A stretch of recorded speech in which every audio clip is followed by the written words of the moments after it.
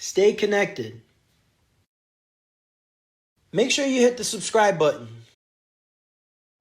Tim Bennett here from the Cortland Voice, and I'm here with Dr. Adrienne Salomon. And Doctor, good morning. How are you? Good morning. I'm great. Thanks. How are you? I'm doing well. We want to hear more about your practice at Cayuga Med. Tell us about your practice. So Cayuga Primary Care is located on at 14 Kennedy Parkway here in Cortland. We are full-time Monday through Friday, 8 to 5 p.m. And we provide family care, primary care, acute care for minor things, colds, flu, strep, things like that.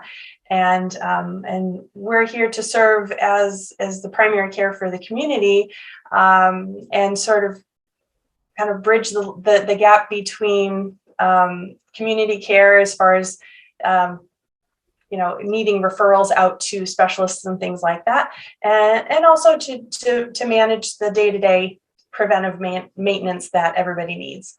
Okay. So when someone says, "Hey, have you seen your primary care provider?" That's what essentially you and your team would be. So like they should Absolutely. see you like annually, or how often should people see you? Well, that really depends on the person's medical conditions. At bare minimum, we do recommend people have an annual physical, no matter what age they are. Children have things that they might require, such as vaccinations, sports physicals, things like that. Adults would have different needs. Sometimes they might need blood work. Some people have chronic issues that need management a little more frequently than once a year. So things like diabetes or hypertension, cholesterol. We do manage those sorts of things here as well, but those patients may need to come in a little bit more frequently than once a year, depending on their status. That makes sense, case by case, right? Exactly. Okay, Exactly. beautiful. So let me ask you this. My mind is running. So I know like all over people have there's urgent cares and facilities and things like that, and sometimes they'll send referrals as well. What would the difference be between going to an urgent care versus seeing you and your team? Ah, so that's a great question, because I know sometimes people do frequent urgent care for their minor things, whether it be sore throats or colds or ankle sprains and things like that. Urgent care certainly has a really important place, because there are just times where primary care is just a little bit overwhelmed. We might not be able to fit people in on the same time frame that they need to be seen. Urgent care does tend to have later hours into the evening, so people who work and can't get here to a primary care office before we close might need to go see urgent care for that reason. But the benefit to having a primary care physician and not just always going to urgent care is that a primary care physician or provider, because we also employ nurse practitioners and physician assistants as well. But Mhm. the premise of what we do is to get to know people. We're going to try to get to know you as a person, know your medical history, and that sort of helps us direct care, or sometimes open up an area that maybe has been neglected, because if you go to urgent care, they're focused on that problem right now. Whereas if you're seeing your primary care physician and you're having a conversation about something, you can sort of get a little more in depth, and it might lead you into a completely different venue of your healthcare. And that's all very important, because it's more comprehensive, it's more encompassing. And so sometimes those things that are a little bit embarrassing to share with a medical provider, it might be a little easier if you feel more comfortable with that person. So I think that's really the niche that primary care meets that urgent care cannot. But certainly sometimes urgent care is just there when we are not. And that's a really, nice avenue to have if you have something that really needs to be treated right now. That makes sense. Now let me also ask you this. Another element would be why it's better. So you already said the comparison of urgent care. How about to an emergency room? Because like sometimes people say, "Hey, I injured myself. I want to go to the emergency room, or I have to." That's like call 911. Like how do Well, they know when to take it to that level versus coming to see you? that's a really excellent distinction, because it happens sometimes in the opposite way as well. Some people are Hmm. very nervous to go to an emergency room, especially since COVID. But it sometimes can mean long waits and an environment that's very hectic and crazy. So, but there's a certain level of care that an emergency room can offer that I cannot offer here in my office. So the first thing I would say, heart attack or stroke. If you think you're having either one of those, you shouldn't even call your primary care. You should just go to the emergency room, preferably by 911, because you're going to need care now, and you're going to need care that we cannot deliver in the office. So, a serious fracture, or, you think you might have pneumonia. We don't have x-ray on site in our primary care office. There are not a lot of primary care offices that do have x-ray on site. And so if you think it's something that's going to require an x-ray, you're probably better off going to the emergency room, because they do have that capability on site. But yeah, heart attack, stroke, those are the big ones. Something like a pulmonary embolus or a blood clot in your leg, we call that a DVT. There would be certain imaging and blood work that would need to be done for that would not be able to be done immediately in my office. So those are the types of things that are most aggressive in trying to get people to take directly to the emergency room. There are probably a few other things I'm leaving off the list, but if there's ever a question, we do have nurses here that would take the phone call and kind of give you more direction as to whether it's something we should see here or something you should go immediately to the ER for. So. And the beautiful thing about Cayuga Health is you have different offices and different services that you offer between the Cortland County community and Tompkins County community. So regardless of where you are, somehow you're going to get good care and you're going to be helped. So that's the beautiful thing. But let me ask you this, like, what is the benefit for someone? I mean, I know that they would form the relationship with you, but what is a benefit that a client or a potential patient would have by going to see you first? So you're saying more the relationship. So like I'm not sure whether it be a diagnosis or something they're worried about because they basically have seen you over a certain amount of time. Right. Basically, you know that person. Is that kind of what you're saying? Yeah, I mean, absolutely. When you have a relationship with somebody and they come in presenting with a certain set of symptoms, it gives you a context, Okay. and it sort of gives you like, this person doesn't ever come to the doctor and they're coming for this. That might be something I really need to pay more attention to. Or, in understanding what their job is or what their family's home is like, or things like that. Sometimes you're going to ask questions that might lead you in the direction of trying to get to the bottom of the problem. But the other thing too is that a lot of times you can't just directly refer yourself to a specialist. And it depends on insurance. There are some places where that is not the case. For example, orthopedics.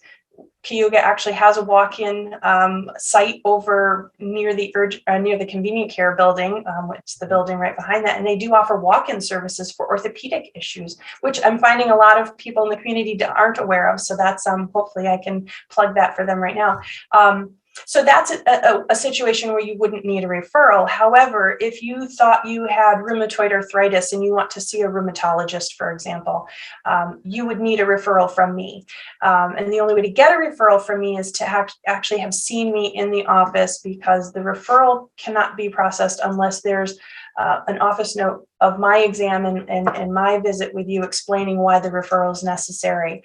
And oftentimes too, we need to do some initial preliminary testing, blood work, x-rays, what have you, before that specialist would accept the referral. So there's a few steps that need to be done in order to, even if it's something that isn't appropriate for me to manage and that you are going to need a specialist, it has to start here. So that's tough to do when you don't have a primary care already. Okay. Well, here's a question, a more personal one, but I'm sure many others would probably feel this way if they've moved here. So, me personally, I grew up in Rome, New York. I had my own family doctor and a primary care physician out there. Came here for college, moved away, came back. So I don't want to keep going 80 miles, even though Rome is home and I love it. But the doctor recently retired. So I personally been looking at one for the area. So to others in this area, besides myself, why going to see you, Dr. Solomon, and your team, tell me what that experience would be like. Oh, wow. Yeah, Sorry it was long-winded, that's but no, but that's yeah, that's it's my thought, my process, and I'm sure yeah. many others feel that way too. Like, okay, I'm No, I mean moving here, it's a great brave new question. I'm world. sure a lot of people are wondering exactly just that. For me to explain that, that's tough because I'm sitting on one side of the room where my patients are sitting on another side of the room, and it's interesting. I wonder what their experience is like sometimes.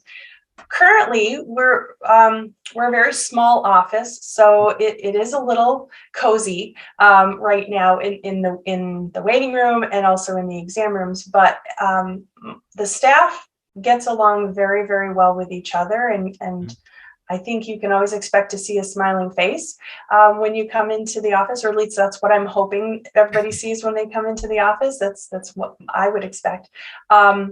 But yeah, we're a very tight knit group here. I will say that may start to look a little different as we move into the rest of the year because we are in the process of building a new building over on Tompkins Street. Wow. So the building will look different, the layout will look different, and some of the interactions that we have may also look different as a result of that. Um, but yeah, I think we try to pride ourselves on creating an environment that welcomes people in and that makes you feel like you're the most important person in the room. When I'm there with you, you have my full attention. I don't bring my cell phone into the office. And I try to give my full attention in that moment to that person. So I believe I haven't been the patient in the other rooms, but I believe that that's also something that the other providers here do, just in dealing with them and every day and conversing with them. So that's family medicine is about families.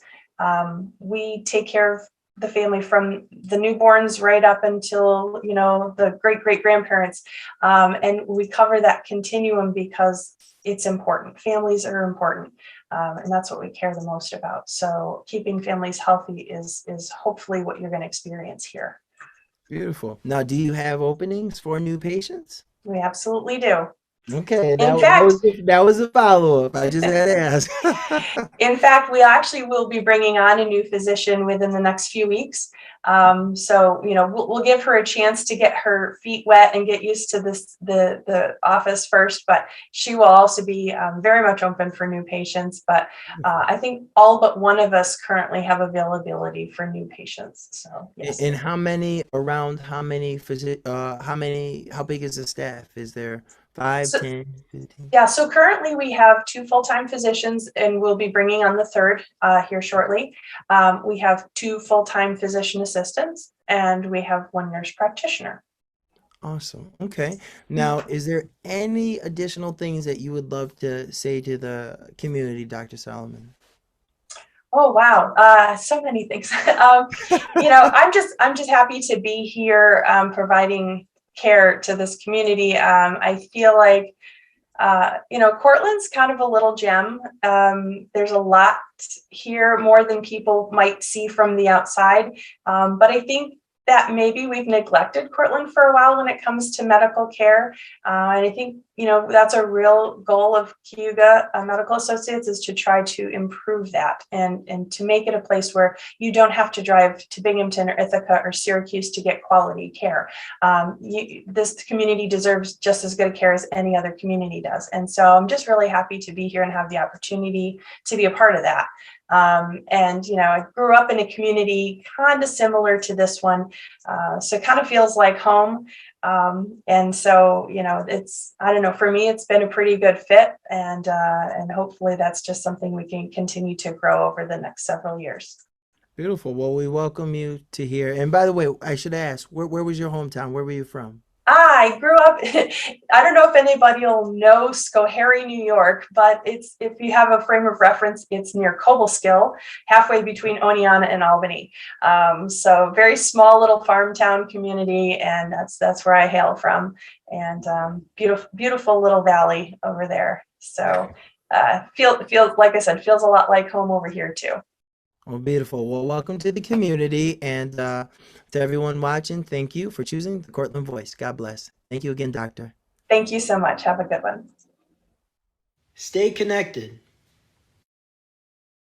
Make sure you hit the subscribe button.